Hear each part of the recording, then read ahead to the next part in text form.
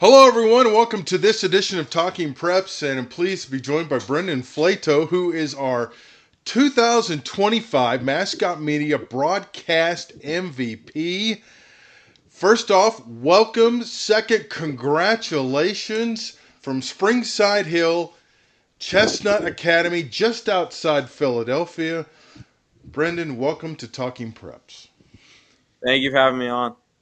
You bet, and congratulations. Well, let's just go ahead and show the reaction video. This was the video. We had our broadcast awards. We announced the MVP, and this is what it looked like in Brendan's classroom.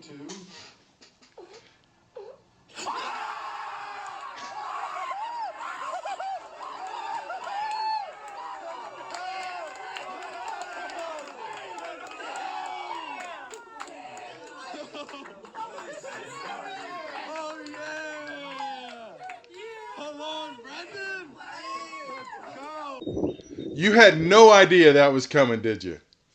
Not really, no. I wasn't really expecting it, but it was kind of like we were in class, but that wasn't like there was only 6 people in the class that I was in there, and all my friends came to watch it, and their teachers let them out of class. So it was pretty cool that they were able to be there.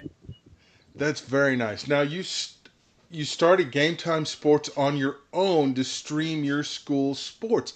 How did that Yeah. come about? How did you get the idea to start it? So I was always kind of really interested in broadcasting, especially sports broadcasting, because I'm a big Phillies fan and like all the Philly sports teams. So I would always watch those broadcasts. And I got really interested in it. And then during COVID, people couldn't like go to like the local town games. So I would go and I would bring my phone and a tripod, and I set up an Instagram account, and I would Instagram live stream the games so that people could watch them because they couldn't go. So that's kind of how I got started with it. And then my sophomore year, we have this program called the Center for Entrepreneurial Leadership at our school, and you get a capstone project in 10th grade, and you can develop whatever you want. So like some people do nonprofits, some people like will make music, some people will start a business. I decided to go and start a broadcasting program at our school since unless you were at the games, there really wasn't a way to watch the games. And sports are a pretty big thing at our school. We have a lot of success with them. So I figured it would be really good if people could watch the games, and figured that it would be fun for people to be able to get on the broadcasting side of it as well. How was the initial response, and what was your biggest challenge in getting started, and how did you overcome that challenge? Yeah, so the response when I started, it was pretty good. Everybody was pretty excited that they were going to be able to watch the games from like not at the school. But I think the biggest challenge was since this like really hadn't been a thing before, there wasn't really like it was this the fields and gyms weren't really set up for it. So one thing I was running into is I didn't have Wi-Fi outside, and inside there wasn't really a good place to set up like a broadcast booth. So I worked with the athletic department, the tech department at our school, and we figured out they installed actually right behind me. They installed an Ethernet place where I could plug in, and we run 300-foot cords to each one of the fields, so we could run our broadcast from all the outdoor fields, and then indoors, we set up a broadcast booth in each one of our gyms, and then for the indoor fields, they have huddle cameras, so we can tap into those as well as our cameras that we set up and manually operate. Now, this is quite an operation you undertook. At what point did you realize, hey, I can't do this all by myself? I need some help. And how did you go about getting help to do it? So I kind of knew very early on, that it was gonna be difficult to do by myself. So I kind of started recruiting people who I thought would like. I started by recruiting my friends actually, and some of them were interested in it, some of them not as much. So I kind of started going to, like the whole school. We do these assemblies every Monday morning, and I would go up. I stood up in front of the assemblies, basically said, if you want to join our team, you can join it. We have a sports credit requirement, so everybody at our school is required to get 2 credits. It doesn't have to be sports, but it can be. So people can now get a credit for this. So that was a big thing drawing them towards this, because before it was like, yeah, I want to do that, but I also have to play this sport to fulfill my requirements. And now that we can do that, it's big for getting people to join the team. But I mean, it's very difficult, especially since we broadcast every home varsity game, and we have a varsity team for almost every sport that exists at this school. So it's a lot of games. Man, how many games like this past year? How many games did you broadcast, and how many hours, because it's not just showing up, turning it Yeah, on. I mean, there's a lot more that goes into it. How much time did you put it? Would you estimate you put into each broadcast?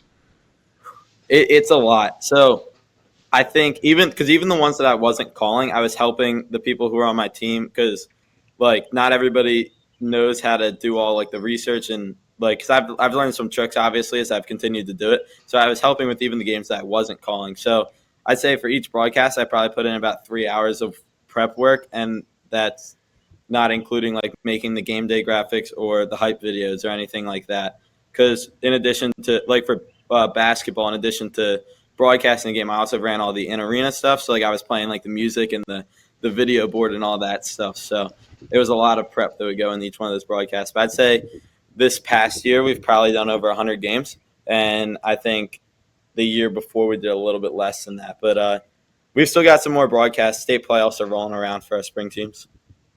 Nice. Now, you also sold advertising to help get equipment. How big a challenge was that? I mean, I imagine it's hard enough just recruiting people to do it, and then on top of that, selling advertising to get equipment. Talk about that process and what that was like, and what did you learn from that process? Yeah, so I learned a lot from that process, but I think one of the things that worked best for me was actually going and talking to these people in person because I did not have much success early on trying to sell the advertisements when it was just like me emailing them, and they were probably like, "Who is this guy and what is he talking about?" So I would in Chestnut Hill where our school is based, we have a really cool town and a lot of stores on like the main street or like the avenue as we call it. So I would walk down, I would go in all the stores, I would bring all the data that we have because I feel like the numbers kind of spoke more to those people because they see me and they're like, oh, this is a high school kid. This is pretty good. This is pretty cool what he's doing. But what's the benefit to me? But if I show them the numbers and the amount of people who are watching and the amount of people who are watching that live in this area, it's a lot more effective to trying to get them to purchase the advertisement. So I would go in and usually I would bring one person with me every time. I would pitch GameTime Sports, what we do, why it would benefit them, and we were able to get a lot of local businesses to hop on board with us. Oh, this is impressive. How did you find time to do all this? I mean, this was a massive undertaking. Yeah, it was, and I'm not really sure how I found time. A lot of it came like late at night after I did my homework because I still had to go to school, and then I'm also playing on the baseball team, so I had to give time to working out for baseball. So I kind of was able to structure my days where on the days where I didn't have a broadcast that day, I would go to the gym, do my workout for baseball. Then I would go home, do my homework real quick, and then spend a couple hours prep.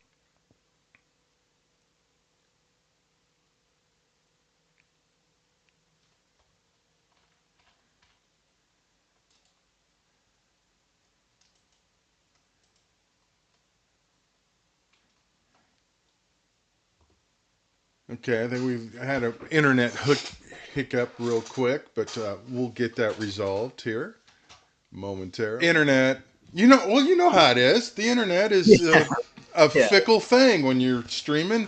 It's not the first yeah, time it'll happen. It's not the last time it'll happen. yeah. That's for sure.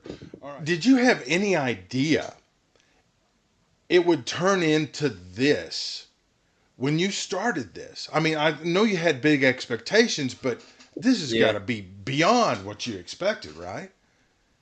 Yeah, I think it really has. Honestly, I thought that it was just going to be like a streaming service to like for people to be able to watch games, for players to be able to go back and rewatch their games and kind of feel it. I mean, I think because I'm on the baseball team, so I have my games broadcasted. I think it's pretty cool when you hear your name, like, or when you get a hit, and you can go back and listen to what the announcer's reaction was to your hit. So I kind of felt like it was just gonna be popular with the students, and then like popular with their parents and grandparents because they were gonna be able to watch the games from not at the school. But I wasn't expecting it to get like any like recognition beyond that, and I certainly like it's become a fairly big thing at the school. Like a lot of people know about it, and a lot of people want to join our team. So like, I was not expecting that. I was expecting it to be like maybe a team of like 5 people, not 50. 50. That is amazing. And then you go out, you're selling advertising, buying equipment. Mm-hmm. I would imagine that was very hard in the beginning, but now you're a pro. You're a pro at it. Did you have any idea it was going to evolve into that, and how what did you learn from doing that? Yeah, I learned a lot because I like when I started this, like it was just I had an idea that I wanted to do this, and I knew nothing about like the technology or anything. So during my capstone project, I had a teacher named Mr. BW, and he's the video production and like songwriting teacher at our school, but he knows a lot about this kind of stuff. So he was able to teach me a lot and kind of helped me figure out what equipment I needed, how to use it, and all of that. So he was really helpful with that and getting it started. And then I learned a lot more about like broadcasting because I interviewed a few experts. I don't know if you're familiar with Dave Sims. He does radio for the Yankees Yes. now. Hmm. I got to interview him because he actually went to my school. So he came Oh and he visited wow. with our baseball team, and I got to talk to him after he talked to our baseball team. So that was pretty cool. And then a local radio host, Joe DeCamera, I got to interview him as well and kind of pick his brain about broadcasting stuff. So I was able to learn a lot from like those people. Wow, that's impressive. Now you mentioned you play baseball. How's the season gone for you so far this year? This season's going fine. I hurt my knee during sort of like middle part of the season, and I was able to come back pretty recently. And now we're in our state playoffs. We have our first state playoff game today, so hoping to get the win. We have a tough team coming in, but it's a home game, so we're expecting a big crowd. It's a whiteout, so it'll be pretty cool. And since it's a home game, will you be able to broadcast, or is the playoff regulations prevent that from Yeah, no, happening? so we will be able to broadcast. So we've actually kind of gotten a lot of like we've like a lot of teams in our league know about us and know what we're doing. So actually, we got to broadcast. Our girls soccer team made it to the state championship this fall, and we actually got to broadcast that game. So that was pretty cool. But yeah, all the home games going up into the playoffs, state they let us broadcast them as long as they're out of Awesome, school. awesome. All right, so this is your senior year. Hmm. What's next for you in this broadcasting part of the plan? Yeah, so I'm gonna go to Duquesne University next fall in Pittsburgh, and when I was up visiting there, I got to talk to some of the people who work in their like broadcasting department at the school, and I'm pretty excited for the opportunities that I'm gonna be able to have there. We were talking about maybe doing like something with like a TV show, and then trying to work in some of those like broadcasting some of the sports they have at Duquesne. But I'm really excited. I really like the school, and the people were great when I went up and visited. Awesome. Now, what is the ultimate goal? Do you have one? What you would ultimately like to do when you get out of college with the degree? Yeah, I think ultimately my goal would be to broadcast baseball because baseball is kind of like that's kind of like my sport. Like I love baseball. I'm like a baseball nerd. So Hmm. I think broadcasting baseball would be really cool and maybe one day make it into professional baseball. But honestly, I think any sport that I would have the opportunity to broadcast professionally, I would probably take. Or like maybe I really like this TV show thing and I can get into that as well. Well, that's good. Keep your options Yeah. open. No reason why you can't do it all. Any thoughts of maybe one day running a network like Fox or ESPN? I mean, yeah, maybe if that opportunity presents itself, I think that that would be pretty cool. But that would definitely be like a big goal. I'm also pretty interested in like the sports journalism. I write for the newspaper at SCH, so maybe I'm gonna do some classes related to that in college too. So maybe I'll get involved in that as well. Nice. So, what advice would you have for someone out there who's watching this who's thinking, man, I kind of would like to get into sports casting or broadcasting in general? What would you tell them to do? I actually get asked this question a lot. I feel like by like a lot of people around school. I would say find like there's got to be something somewhere where or someone somewhere who will help you with this. So like find that person, find like somebody who's interested in it, and if you have a passion for it, don't give up on it. It might take a while. I mean, it took me like almost a full year to get this started, but if you stick with it and you keep doing it, you'll get to where you want to be. And there's places to broadcast high school sports. You just got to find them.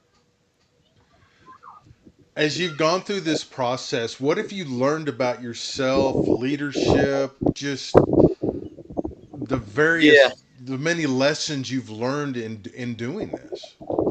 I think one of the biggest lessons I've learned is how to run a team because like when it was just 5 people, I could like I knew how to run a team of 5 people. 50 people, it started to get a little bit difficult, but I had a lot of people helping me with it, and I think I've gotten pretty good at leading, and I think that it's kind of translated to baseball a little bit. I try to be a leader there as well, but I think I probably wasn't the best leader when I started this, but I think I've grown a lot as a leader. And like I was pretty shy when I started Game Time Sports, and I'm not really anymore. So I feel like it kind of helps bring me out of my comfort zone. And like before I started Game Time Sports, there was no way I was speaking in assembly in front of the whole school. But now, I'm done school now, but I was doing that pretty routinely. So I think it's kind of brought me out of my comfort zone. So I think that's good as well.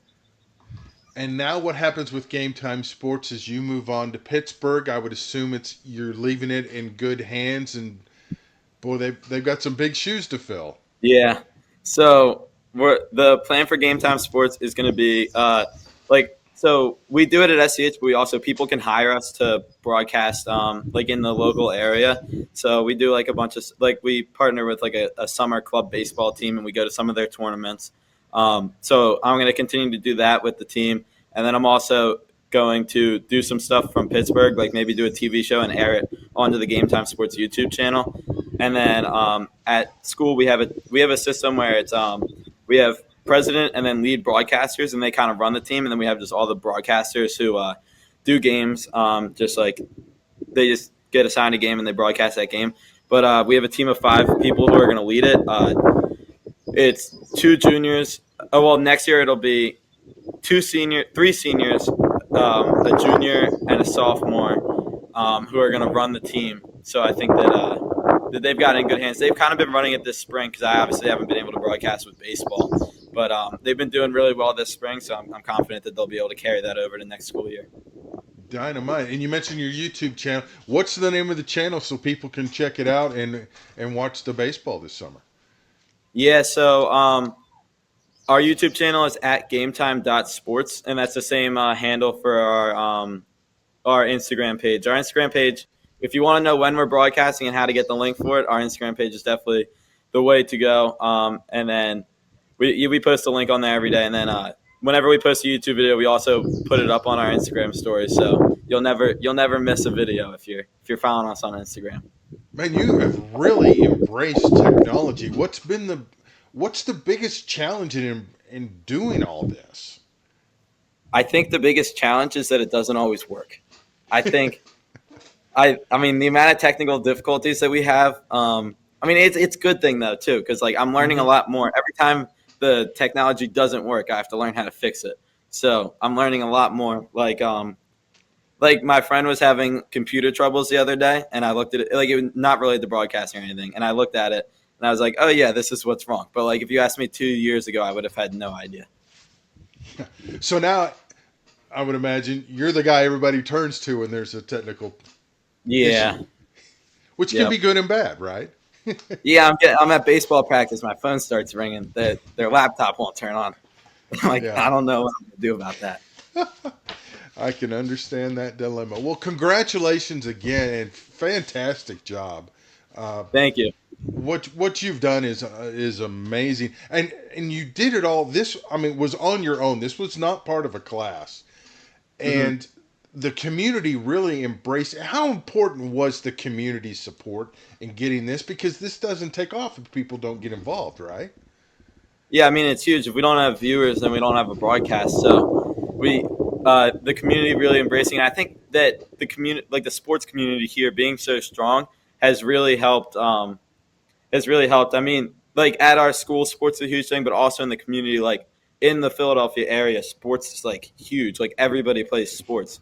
So like just having the whole community, everybody wanting to be in the sports, and then them looking at what we're doing and recognizing that we're doing a good job and wanting to tune in, I think has really been important for our success. Awesome. Well, continued success and best of luck in the rest of your broadcast career. I'm sure we will hear from you again, and we look forward to it. Congratulations, and thank you once again for taking the time to visit with us today. Thank you. Thank you for having me on today. You bet. Congratulations.